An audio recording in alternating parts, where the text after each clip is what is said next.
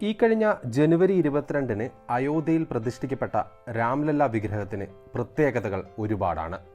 കർണാടകയിലെ പ്രശസ്ത ശില്പിയായ അരുൺ യോഗിരാജാണ് രാംലല്ല വിഗ്രഹം നിർമ്മിച്ചിരിക്കുന്നത്. 5 വയസ്സുള്ള ബാലനായ രാമന്റെ വിഗ്രഹമാണ് അയോധ്യയിലെ പ്രതിഷ്ഠയ്ക്കായി തെരഞ്ഞെടുത്തിട്ടുള്ളത്. യോഗിരാജിന് പുറമെ തന്നെ മറ്റ് പല വിദഗ്ധരെയും ഇതുമായി ബന്ധപ്പെട്ട് രാമജന്മഭൂമി ക്ഷേത്ര ട്രസ്റ്റ് സമീപിച്ചിരുന്നു. ഇവരോടെല്ലാവരോടും തന്നെ വിഗ്രഹം ഉണ്ടാക്കാനായിട്ട് ആവശ്യപ്പെടുകയും അതിൽ നിന്നും ഏറ്റവും മികച്ച ഒന്ന് തെരഞ്ഞെടുക്കുകയുമായിരുന്നു ചെയ്തത്. അങ്ങനെയാണ് അവസാനം യോഗിരാജ് നിർമ്മിച്ച ഏകദേശം 150 മുതൽ 200 കിലോ വരെ ഭാരമുള്ള 5 വയസ്സുള്ള ബാലരാമന്റെ വിഗ്രഹം തെരഞ്ഞെടുക്കപ്പെടുന്നത്. അതേ വിഗ്രഹം തന്നെയാണ് അയോധ്യയിലെ രാമക്ഷേത്രത്തിലെ ഗർഭഗൃഹത്തിൽ പ്രതിഷ്ഠിക്കപ്പെട്ടത്. വിഗ്രഹം തെരഞ്ഞെടുക്കുന്നതുമായി ബന്ധപ്പെട്ടുള്ള അവസാന ഘട്ടത്തിൽ 3 വിഗ്രഹങ്ങളായിരുന്നു വന്നിരുന്നത്. ഈ 3 വിഗ്രഹങ്ങളിൽ നിന്നാണ് രാംലല്ലയുടെ ഇപ്പോഴത്തെ വിഗ്രഹം തെരഞ്ഞെടുത്തത്.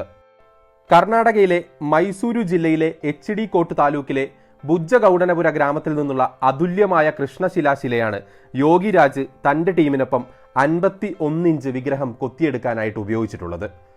പ്രത്യേകതകൾ ഏറെയുള്ളതാണ് വിഗ്രഹം കൊത്തിയെടുക്കാനായിട്ട് ഉപയോഗിച്ചിട്ടുള്ള കൃഷ്ണശില എന്ന് പറയുന്നത്. രാംലല്ലയുടെ വിഗ്രഹത്തിനായി ഉപയോഗിച്ചിരിക്കുന്ന കൃഷ്ണശിലയ്ക്ക് 300 കോടി വർഷം പഴക്കമുണ്ടെന്നാണ് പറയപ്പെടുന്നത്. ദക്ഷിണേന്ത്യൻ ക്ഷേത്രങ്ങളിലെ ദേവീദേവന്മാരുടെ മിക്ക വിഗ്രഹങ്ങളും ഇത്തരം പാറകളിൽ നിന്നാണ് കൊത്തിയെടുത്തിട്ടുള്ളത്.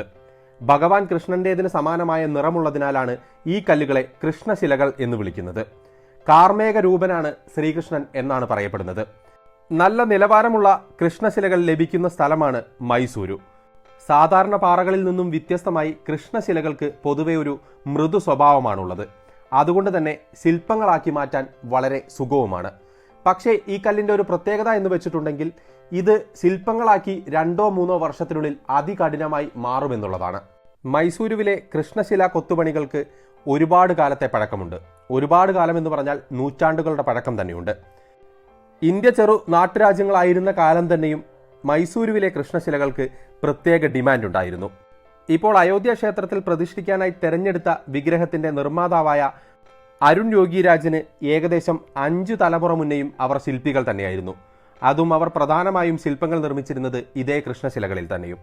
ദക്ഷിണേന്ത്യയിലെ ക്ഷേത്രങ്ങൾക്ക് പുറമേ തന്നെ ഓർഡറുകൾ അനുസരിച്ച് പുനഃപ്രതിഷ്ഠയ്ക്കും മറ്റും കൃഷ്ണശിലയിൽ നിർമ്മിച്ച ശില്പങ്ങൾ തന്നെയാണ് ഇന്ത്യയിലുടനീളം മൈസൂരു ഭാഗത്തു നിന്നും അയച്ചു കൊടുത്തുകൊണ്ടിരിക്കുന്നത്. പണ്ടുകാലങ്ങളിൽ രാജാവിന്റെ നിർദ്ദേശം അനുസരിച്ച് മാത്രം നിർമ്മിക്കുന്ന പ്രതിമകളായിരുന്നു കൃഷ്ണശിലകളിൽ നിർമ്മിക്കപ്പെട്ടിരുന്നത്. പ്രാണപ്രതിഷ്ഠയ്ക്കായി തെരഞ്ഞെടുത്ത രാംലല്ല വിഗ്രഹം നിർമ്മിക്കാൻ വേണ്ടി അരുൺ യോഗിരാജ് ഒരു ദിവസം ചെലവഴിച്ചത് ഏകദേശം 12 മണിക്കൂറാണ്. 6 മുതൽ 7 മാസം വരെ അദ്ദേഹം അതിനായി കഠിന പ്രയത്നം ചെയ്തു. അതിന്റെ ഫലം തന്നെയാണ് രാംലല്ലയുടെ മുഖത്ത് കാണുന്ന ചൈതന്യവും. അയോധ്യയിലെ രാംലല്ലയ്ക്ക് പുറമെ കർത്തവ്യപഥിലെ നേതാജിയുടെ പ്രതിമയും കേദാർനാഥിലെ ആദിശങ്കരന്റെ പ്രതിമയും നിർമ്മിക്കപ്പെട്ടിട്ടുള്ളത് അരുൺ യോഗിരാജിന്റെ കൈകളാൽ തന്നെയാണ്.